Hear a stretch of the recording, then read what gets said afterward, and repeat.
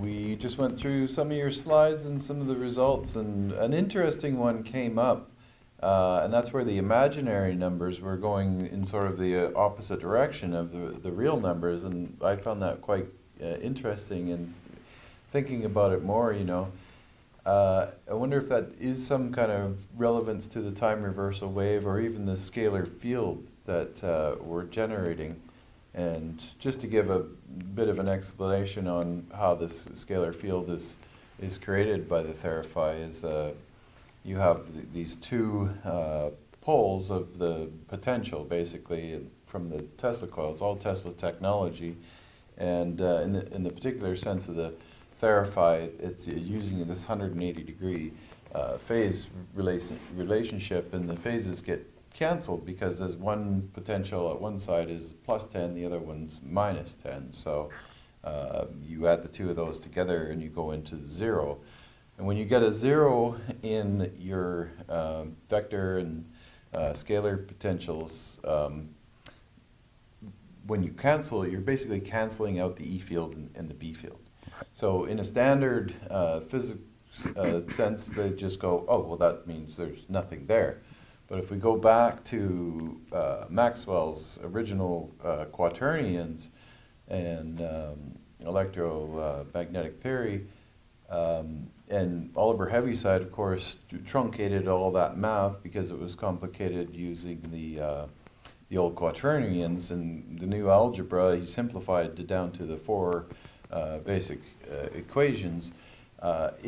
It just kind of rules out that, because Heaviside said, oh, we got to murder that out of the system because it's too complicated, and when you have zero, well, then it's zero, so we just ignore it. But what I think a lot of people have pointed out over the years is that, well, that it's collapsing into that sort of scalar field, and from that scalar, we can make a model that would be like a unification model.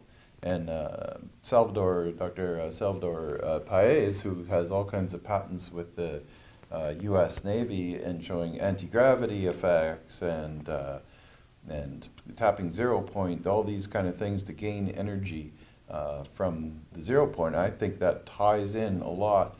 And we'll be able to unify understanding this super potential or super force underlying field that is actually creating the fluctuations in the E field and the B field, and so in the electrical sense of things as well as the gravity sense of things.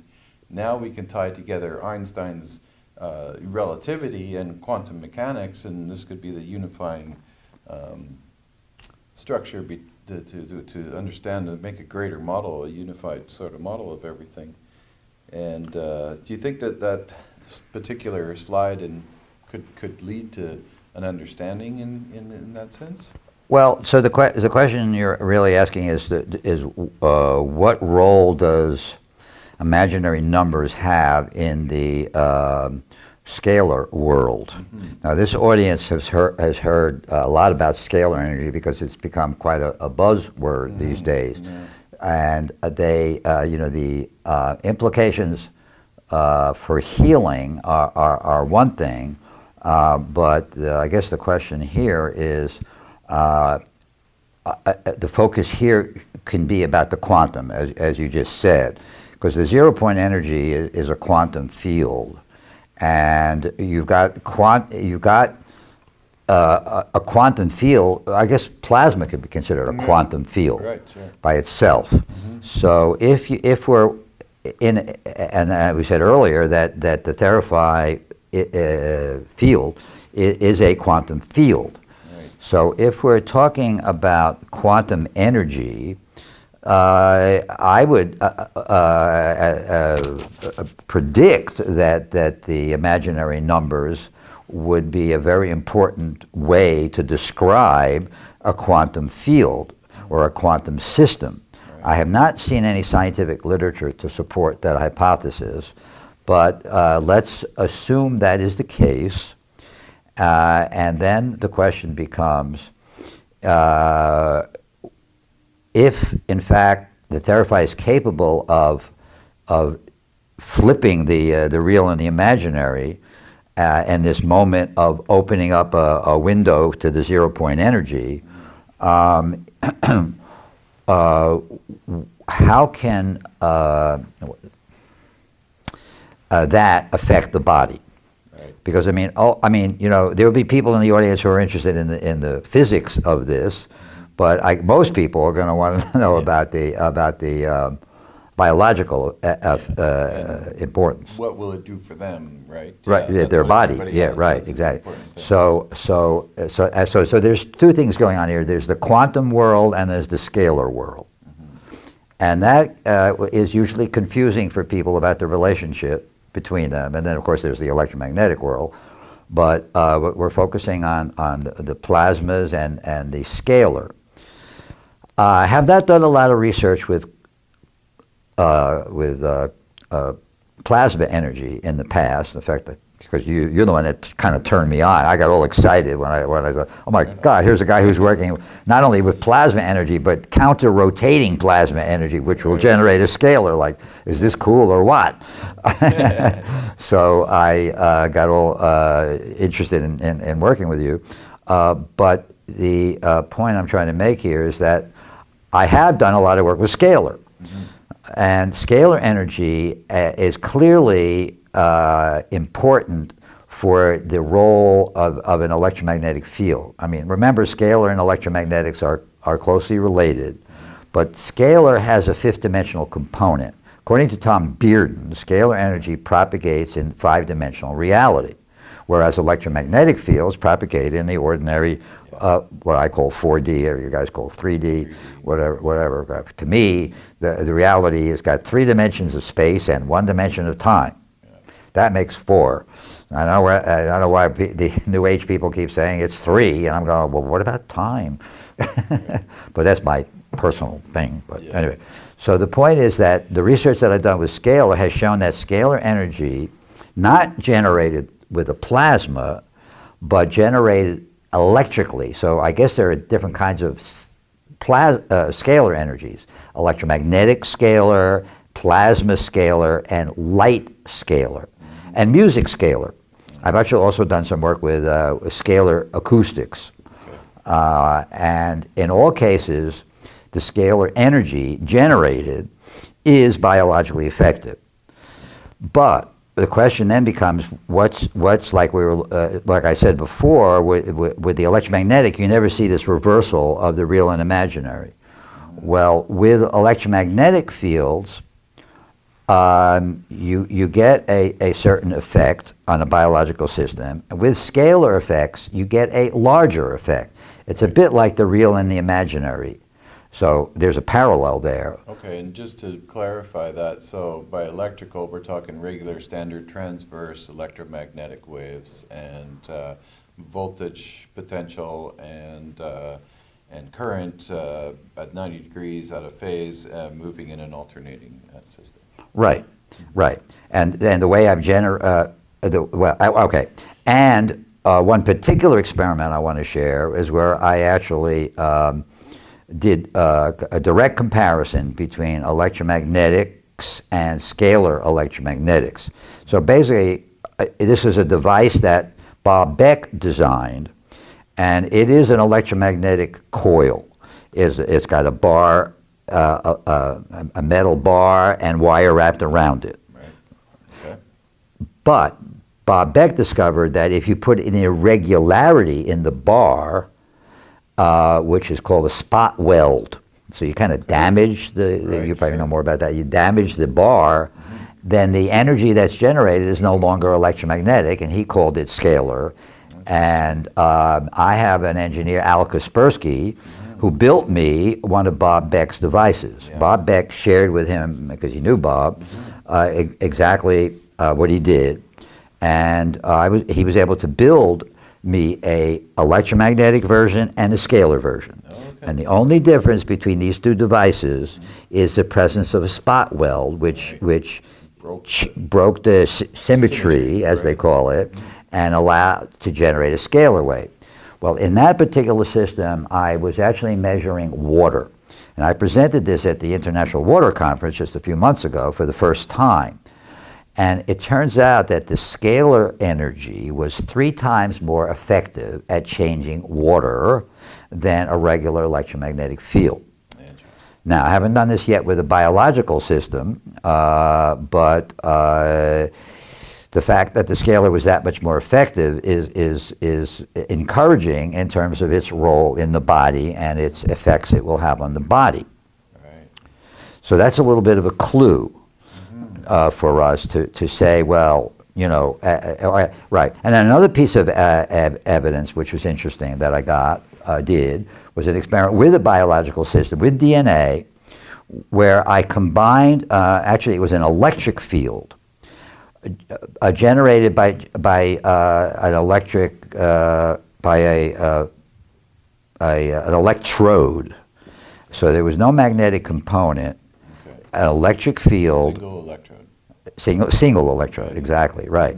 And the DNA showed a particular, whatever, I don't even remember the effect.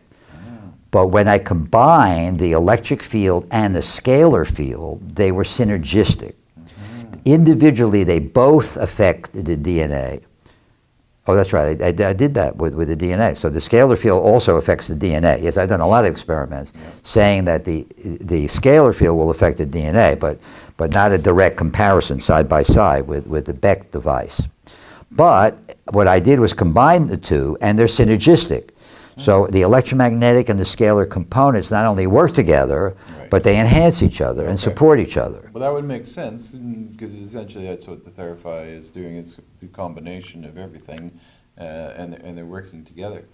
And you brought up Tom Baird in there, and I think an important point he made to understand this scalar potential was that it's more, rather than particles kind of moving around and bumping, and so you have things in motion and moving. The way to look at the scalar is more like there's nothing moving, so there's no vector, but it's a compression. And he said the scalar is actually putting like a squeeze, so look at it as all your vector, there's no curl essentially, it's all pointing in towards the center, so it's actually squeezing the nuclei, squeezing the electrons, and they're getting a pressure field that's why you can't measure it, because all our devices are based on things that are moving. Something's got to wiggle. Right. And wiggle detectors, he used to call them. Wiggle detectors, exactly. And that's so the difference is the scalar can't be measured with wiggle detectors because it's actually like a compression. So just going back to what you were saying about Tom Baird in there, that he was saying about the wiggle detectors and this idea that the scalar is actually not detectable by standard equipment because it's putting a squeeze and there's like pressure. All the vectors are pointing inward, so there's no curl. You're not getting an external magnetic field, and that squeeze is happening down to the nuclei and the electrons themselves, and that's why we're not able to detect things with our standard wiggle detectors, because there's no movement. There's no wiggle. The electrons are not wiggling. In fact, according to quantum physics, they're spinning. Right. And that motion apparently is not detected by conventional electromagnetic field detectors, which is why I use biological systems to measure scalar energy, because biological systems respond to scalar energy. Right. And apparently nobody else has caught on to that yet in the scientific community, because they don't even believe in scalar energy as a problem. But the other important point to raise is this business about higher dimensional realities, because if the scalar and the plasma are propagating in 5-dimensional reality, then the question becomes, how can it affect our body? If it's out there in the 5-dimensional reality, and we're in 4-dimensional or 3-dimensional reality, it's just going to zip right by us. So how can an energy get down converted, if you will, from a 5-dimensional energy to a 3-dimensional energy, which the body can utilize? And I've thought about that, and I've actually written several articles and lectures about that. And the way that that I think that happens in the body is through phase conjugation. Okay. Now, you mentioned phase conjugation, but the average audience here will not know what that is. Right. Because in your lecture, I'm standing there going, who knows what phase conjugation? Can I have a raise of hands here? Who knows what phase conjugation is? And everyone's going to go, oh, well. Yeah.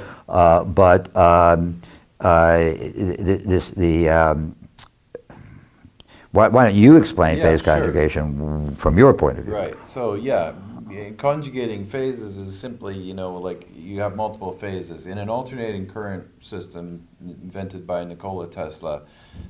You have to look at the rotations, and so we get vectors from rotating magnetic field, essentially. So in a three-phase system, like we have all our standard hydroelectric generators, or be it a steam generator from coal or nuclear or whatever.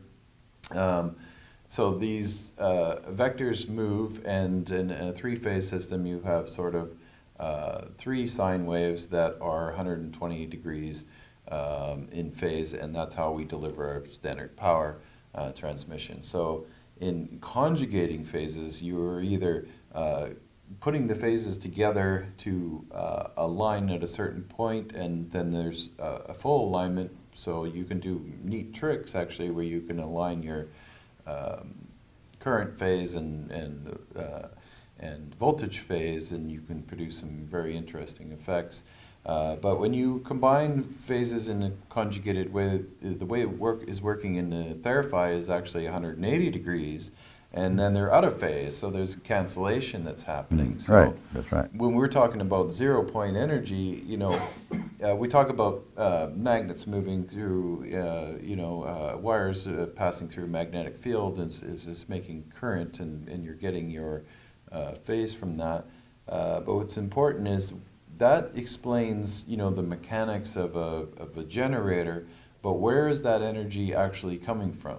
So you could say, yeah, it's a wire moving through a magnetic field, induces a current moves down the wire, but where is that real power coming from? So it's really coming from the 0 point. And where does electricity go? It's great that, the second law of thermodynamics and all of that, but when you use your electricity and it comes to your house and it spins a motor or turns a light or whatever, then it goes somewhere. Where does it go? And I like to think of it like it goes back to the vacuum. And the vacuum is the infinite sea of energy where it all comes from and then goes back to, just like all matter, same thing. And we're realizing this now with cold fusion. We're basically combining atoms to fuse together in a sense that's taking the energy and having a massive release of this energy. And so even all matter can be created into energy, and all the energy we can use to make energy to actually create matter. This is what we're working on now. So this phase, just to get back to the phase conjugation, basically it's all waves upon waves upon waves, and just conjugating these phases provides these really unique effects. So whether you're doing 180 degree phase cancellation to make the waves collapse into counter space, or the vacuum energy, that's the way I kind of see it. So you raise an interesting point about what I would say, going back to the source. Yeah, source. Yeah. From a spiritual point of view, this is what the energy in our body is trying to do, to go back to the source, the higher forms of energy in our body. This will not happen with electromagnetic fields. But there's a phenomena that is also happening when we talk about a phase conjugation mirror. Now in this case we're talking about phase conjugated and light. Scalar light rather than electromagnetic. Well, light is a kind of electromagnetic field, but it's a special kind. So when dealing with light specifically, there is a phenomena known in physics about where phase conjugation mirrors will actually take an ordinary beam of light and instead of, so in an ordinary mirror, the light travels into the mirror and goes out at an angle. And it reflects back at an angle.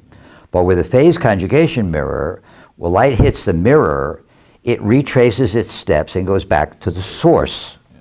Now, in the physics literature, that light that bounces back is called time reversed. Yeah. Now, this is going back to what you said about time reversed energy. So this is not a new age concept. This is this is in the physics literature. Time reversed waves. So I became very intrigued about this phenomena, phase conjugation, happening in the body. Now, the only person I could find that even talked about that at all was Edgar Mitchell, who has a very interesting article where he describes about how the light from an object hits the eye, and that there's a phase conjugation mirror in the brain, and that the light that's coming from the object bounces off the phase conjugation mirror, goes back to the source, the object, and then creates a halo, I guess you could say, of etheric energy around the object. So now so therefore all objects have a physical light field around them and an etheric light field or a scalar light field around them. But the really interesting point is that got me thinking, well, okay, if there's a phase conjugation mirror in the body, where is it? And is there any evidence that there's phase conjugation can occur in a biological system? Because biologists don't think like that. Biologists don't even know what phase conjugation is. So why would they look for it? So it turns out that I found 2 articles where they took a particular exotic chemical found in the body, found in glycoproteins, called porphyrins. And they had little porphyrins in a test tube, basically, forming some kind of a porphyrin network. And then when you shine light on this, the light that comes back is phase conjugated. So they had proved in these 2 articles that phase conjugation can occur in a biological system. So if that's the case, then all the stuff you've just been talking about that happens in the plasma will also occur in the body. And there'll be resonance between these 2 phase conjugation systems, and that the quantum light that is generated in both systems will resonate with each other and transfer information. So this is a whole new way of thinking about the mechanism to explain the biological effects of the therophi. Yeah, interesting. And I find that very fascinating. And I've also used that idea. That idea to because not only do they describe the energy that bounces back off a phase conjugation mirror as time reversed, but it's also described as higher dimensional. Right. So they're saying, by those 2 words there, they're saying that the body, because we now know it occurs in the body, is capable of taking an ordinary light beam, albeit laser, but it's ordinary light, converting it into higher dimensional light. Now, further, these scientific articles say that this phenomena is bidirectional. You can convert regular light into quantum light, and you can convert quantum light into regular light. So now we're talking about a mechanism how 5-dimensional energy, like scalar energy, can be down converted into an ordinary light, which is used by the body. You know, the body is not familiar. I mean, it's in the body, but the body doesn't typically use. We don't know why this kind of energy would be generated by the body, or how the body uses this kind of energy. I proposed in an article that I wrote that this kind of energy, in order to be used by the body, has to be down converted. And this is one mechanism how scalar energy, higher dimensional energy, which is zipping along in 5D, can actually be down converted into regular electromagnetic fields, which the body can use. So that's a little side story. Okay, well, this could be, be an explanation as well as for our visual cortex and everything, how we Yep. perceive, because Right. really we're just taking in light into our eyes. And interesting enough, in this sense, to understand, give people a good idea of what a phase conjugated mirror would be. If you're looking into a phase conjugated mirror, you're only going to see, because your pupils are here basically and you're looking straight into the mirror, the only thing you're going to see if you looked into a phase conjugated mirror would be your own pupils coming back at you, because that light that's coming from your pupils will go right back into your eye. Well, that's exactly what Edgar Mitchell Right. talked about in that one article. Yeah. And it was all about perception. Yeah, and Because that's what he's saying, that with the way we perceive things is not just linear, not just ordinary light, but there's scalar light or quantum light, or whatever you want to call it, Right. also involved in the process. Because your brain now has to make the image of what you're perceiving, so Right. they've had a hard time explaining, well, the light comes into your eye, but then you form this picture in your brain, and the picture is what you see as your reality. So Right. this really could be the explanation of how that's actually working. I know that's been a mystery for a long time. Right, exactly, right, And that's yeah, what yeah. Mitchell was saying. And Yeah, yeah, Yeah. and this kind of went over everybody's head because the article Right. is so technical, so complicated, and the concept is, Yeah. I'm trying to simplify it Yeah. here. Well, that's cool. It's so interesting to say the least. I've over the years kind of struggled with the dimensional thing, and I know with string theory and all that, and it's questionable how do we talk about dimensions and understand dimensions. And I know Eric Dollard, who really is a brilliant person who's still alive, that really understands, a lot of these concepts in electromagnetism and what Tesla was doing in that. And, he simply says, we need a better word maybe for dimensions, because dimensions are just like X, Y, Z coordinates. So you have a dimension, your dimension is, where is that point in space in the X, Y, Z axis of things? So they've got these 3 dimensions, and then a lot of people say, and you kind of said there, fourth dimension has time. It's kind of an Einsteinian kind of thing. Maybe we need a better word to understand that model, because how do you see that dimensions, and if there's more than 3 dimensions, and let's say time could be considered a dimension, because let's say we took those 3 axes and then applied it to time. I've always seen those 3 axes as sort of, okay, now all 3 axes with those 3 dimensions are going in on a line that we could call time, that we measure with clocks and Right. things like that. Right. Now, okay, so we can add a 4th sort of vector into that concept. Now, how would we get 5 and 6 and 7 and all these other dimensions? What are your thoughts? Well, so it turns out in the physics literature, Kaluza Klein was the first person to talk about 5 dimensions. And he has a mathematical description Okay. of fifth dimensional reality. But remember, in the earlier slide that I showed, when we were talking about imaginary numbers, they claim that imaginary numbers are a measure of spatial dimensions. Well, if now we're talking, that refers back to what you just talked about, because spatial dimensions, of which there are only 3, correct? So now Elizabeth Rauscher and Bob Tiller, William Tiller, talked about that's right, yeah. not 3-dimensional reality or 4-dimensional, but both of them have a 6 or an 8-dimensional model. So they've got each of the dimensions, which you say, well, there's only 3 dimensions, but they have a parallel, higher form.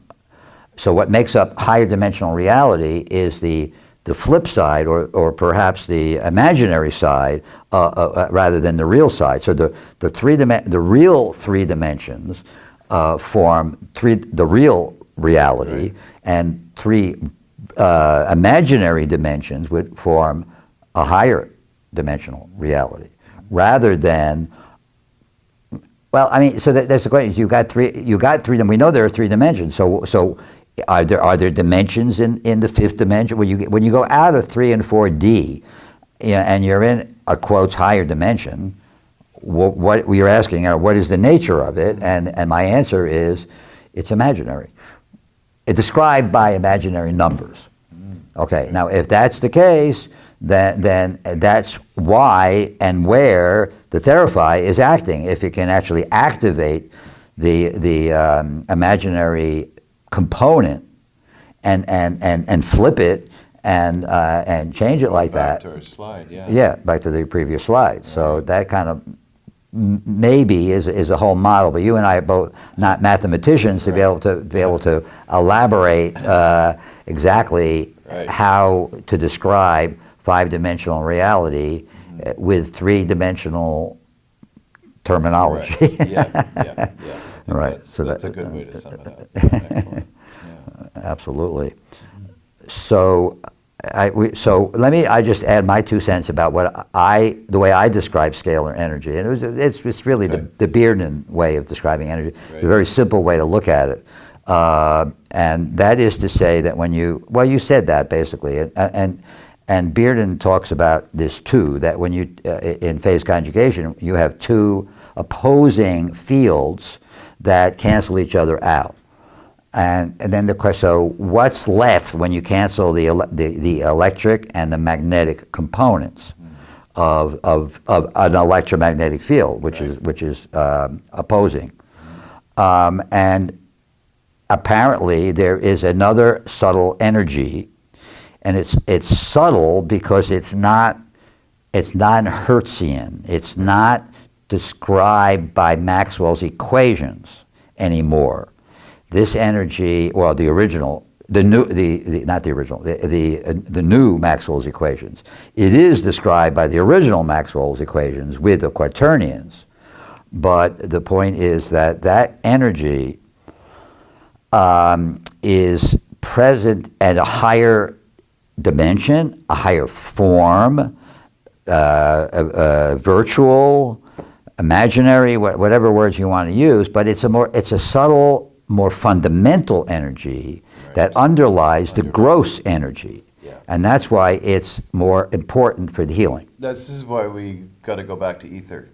It's ether. It's perturbations in the ether. So essentially, like we were saying earlier about the squeeze on it, and if you have a battery and you have a north or a positive pole and a negative pole, there's a potential on those things we call a voltage potential. But if there's no current moving, I see a battery as having a perturbation of the ether where there's a potential because one form has a surplus and the other pole has a lack of. And this is sort of the same system in the magnetism too. So Tesla basically said that lights, it's we try to go back to this Newtonian model. It's like everything is a particle. It's all a particle. And then there's this light phenomenon. Well, is it a particle? Is it a wave? Well, it's both. It's both. Right. Well, that's just a simple way of looking at it. But I think Tesla said it brilliantly. And he was like, no, it's just a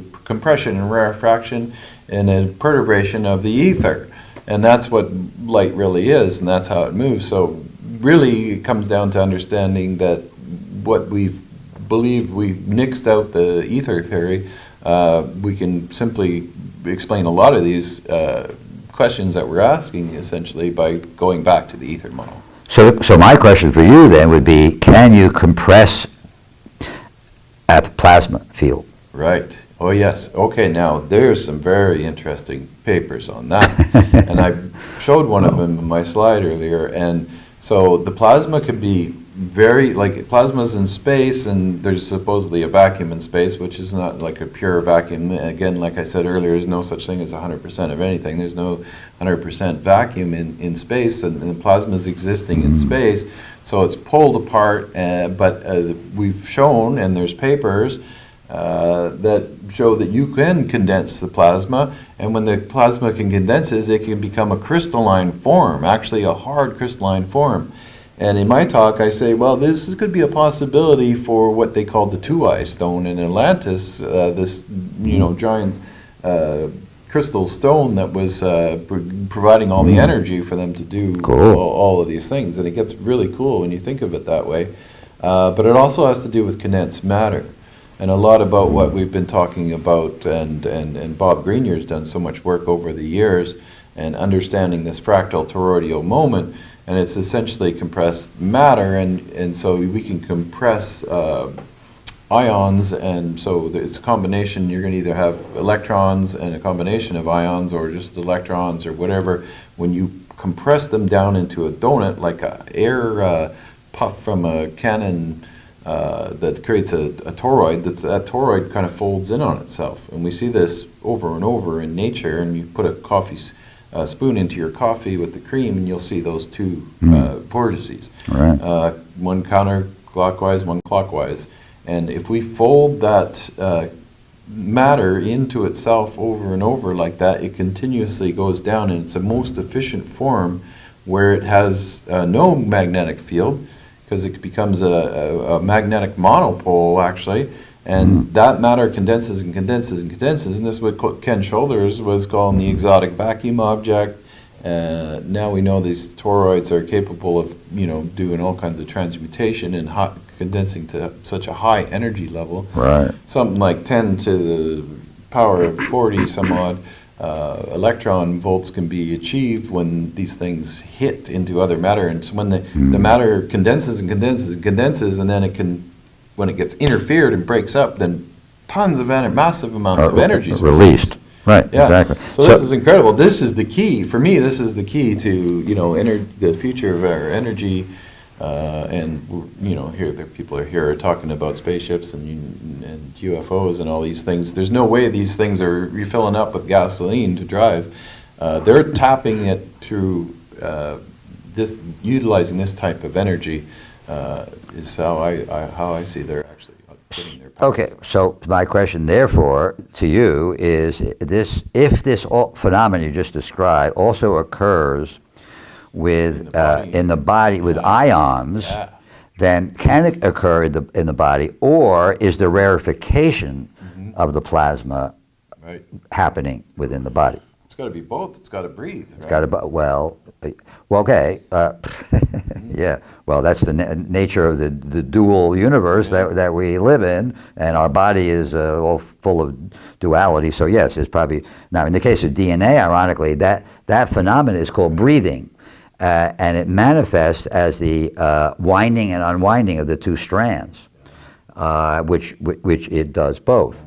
But I'm not sure whether the phenomenon you just described can occur at a molecular level, although DNA, for example, is quantum. Where biological transmutations are coming. Right? Okay. This kind of makes sense, and I know there's a relationship in the mitochondria and the generation and the amount, and just think of the voltage potentials in all the cells.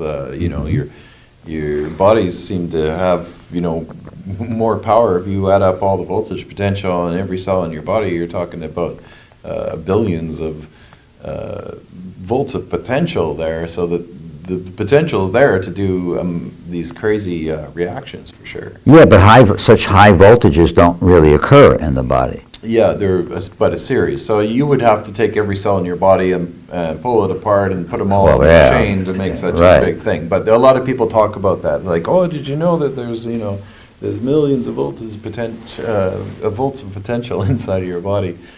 If you add it up every cell. Okay, right. Yeah. But then on the other hand, the electric field around the cell membrane, that's the charge between the inside and the outside, is enormous. It's a very, very strong field. So maybe this phenomenon you're describing could occur in the membrane. That's me as a biologist thinking out loud. This goes to Pollack and the water, the structured water, and this idea of the easy water, where your water molecules are all aligning and becoming essentially like a sheet of graphene in the same kind of model. Instead of carbon, now you've got hydrogens and oxygens that are in a crystalline plate lattice slate moved up against membranes and things like that, so that easy waters in your body, that has the capability of storing a massive amount of potential as well. So this would be an interesting experiment to do to see whether or not the plasma will affect structured water. And I have access to a structured water called Vivo water, which is stable for 2 years, so I could do those kind of experiments. And I wonder whether that would be different than an electromagnetic field, because when you treat structured water with an electromagnetic field, it doesn't imprint. Why? Because the structure is so If it's rigid. structured water, yeah. And real structured that's water. The trick is to keep that structure in the water, right? Right. And make it last. It's easy to structure water, but then you put it on the shelf, you put it in a bottle, you store it in a warehouse, take it to the store. For most people, that's gone.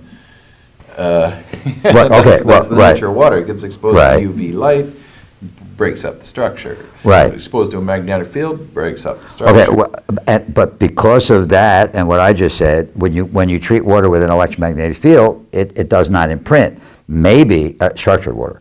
Maybe this would be another way to distinguish between a plasma field and an electromagnetic field. Right. Because that would then support the experimental data to support the theory you just proposed. Right, right. So that's an experiment we should do. Yes, Right, I will do. All right, Okay, all right. I still have access to a Theraphi, so I Right. will do that. Excellent.